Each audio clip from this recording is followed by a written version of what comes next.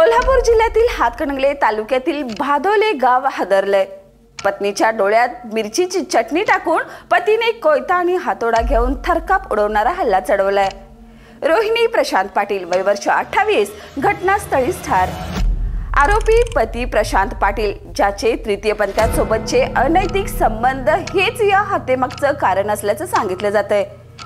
गेल्या काही दिवसापासून या जोडप्यांमध्ये वाद सुरू होता आणि सोमवारी रात्री हा वाद थेट रक्तपातात बदलला।